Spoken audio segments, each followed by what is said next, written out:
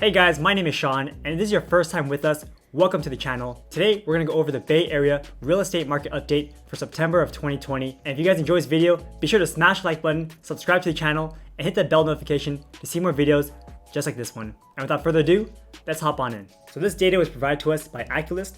Oculist is a company that compiles market data and provides great summaries for us like this. This presentation package was actually given to us through an ARIA event that was hosted at the end of August. So in this session, we're going to be able to see the 2020 Santa Clara and San Mateo County data. The first thing that pops up in the sales volume is this number right here.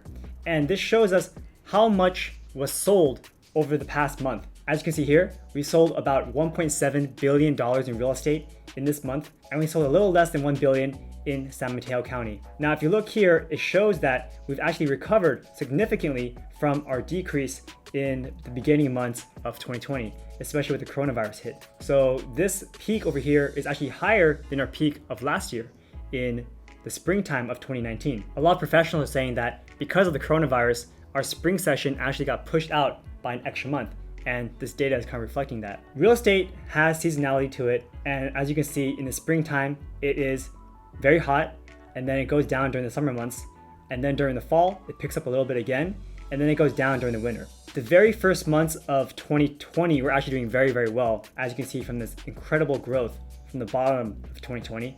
But then, of course, due to COVID, it went right back down. And since then, it has recovered. So we are in a very, very strong market right now. We can see the median sales price has decreased a little bit in both San Mateo and Santa Clara counties over the past month. But overall, it's been relatively flat and still higher than the lows of earlier this year. I don't think we're hitting the peaks of 2019 quite yet. I think there's still a lot of hesitation in the market, especially in San Mateo County, where property values are a lot higher. And we look at closed sales over the past 5 years, we see that we have actually caught up to where we were, and everything looks pretty normal. We saw a big decrease in new listings right when COVID happened, but it has since recovered. Sales to list price ratio is pretty interesting as well. This refers to how much a property actually gets sold versus the list price that the agents or the sellers put it on the market for. So if it was listed at $1 million and it has 106% sales to list price ratio, then on average, the property will actually sell for $1,060,000. In the early spring months of 2020, the market here was very, very, very hot, very active, and that's why we're seeing 106%. Since then, it's tapered down, and now we're seeing around 100, 101, 102%. So let's look at the individual city statistics. So the median price in Menlo Park has gone up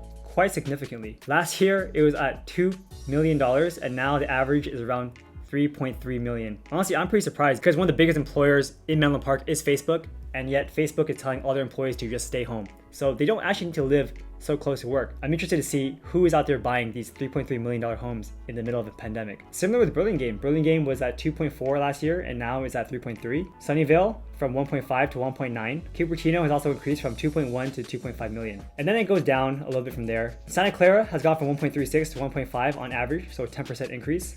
San Carlos, also a 10% increase. And San Jose at 6%, so from 1.127 to 1.195. Here's some pricing information for San Mateo City. If you look at the price by bedroom count in San Mateo City, you can notice something very interesting here. Notice the cycles for 5-bedroom and over houses. If you have a house in the Bay Area with over 5 rooms, that means that this house is probably something that's very, very expensive and is probably considered a luxurious property. So there's only a specific niche of clientele that would actually buy a house like this. So as you can see here, during the early winter months, it's very low, and then during the spring, it goes high, and then during the summer, it goes low, and then I guess during the winter, it goes back up again. So it's a cycle, and it goes up, down, up, down, up, down. And not so much for the lower price properties. Like these are relatively flat, especially compared to what you have here. So here's some pricing information on Mountain View. So interestingly here, we're seeing that the 4-bedroom townhouses are actually going up in median price in 2020 Q3. This chart is for condos and townhomes. We can see that Los Altos condos and townhomes have gone up a lot from 1.2 million to 1.9 million. And to me, this is pretty insane to have a condo for $2 million, but I'm sure people who watch this video in Texas think that a $1 million condo in San Jose is also insane. Burlingame has gone up, Sunnyvale has gone up, Foster City and Mountain View. And then here are some of the losers here. So unfortunately, Redwood City has lost value. It's gone down 31%. From 1.215 to 8.38. Same with Santa Clara and Cupertino. It's down by a little bit. Here's data for Sunnyvale pricing. And for Sunnyvale, it's been relatively flat. We do notice that for the 0 to 2 bedroom count, it is going down. And these are for single family homes. And I guess this makes sense because nobody wants to live in a 0 to 2 bedroom home, especially in Sunnyvale, and pay $1 million for it, unless you're gonna do some redevelopment and build extra rooms in your home. Especially during these COVID times when you're kind of stuck in your home, you wanna have a place where you can just live large and enjoy the environment. So closed sales, this is kind of a BS statistic, go from 7 to 3, so we'll just ignore that one. It's not statistically significant enough to look at. Palo Alto, we went from 43 to 23, so a lot of sales in Palo Alto, a lot of sales in Sunnyvale, but not as many sales over in Redwood City or Cupertino. So for condos and townhomes, again, these numbers are kind of statistically insignificant. So a lot of activity in Sunnyvale, 31 versus 22 of last year.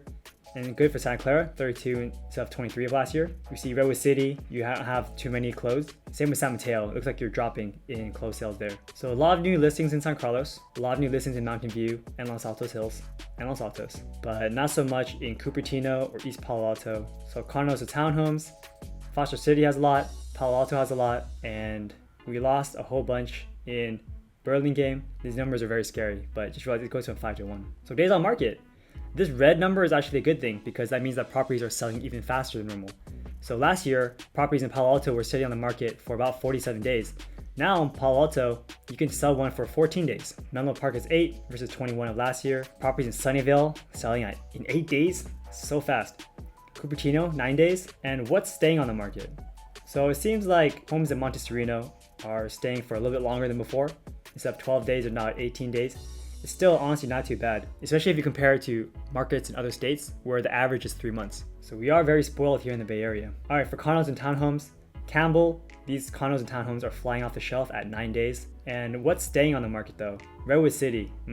It seems like it's not a great time to list your house in Redwood City because the days on market are longer and the average prices are lower too. So it could be a great time to actually buy a condo in Redwood City if you guys are looking for one. Condos and townhomes in Sunnyvale and Palo Alto are also staying on longer than normal.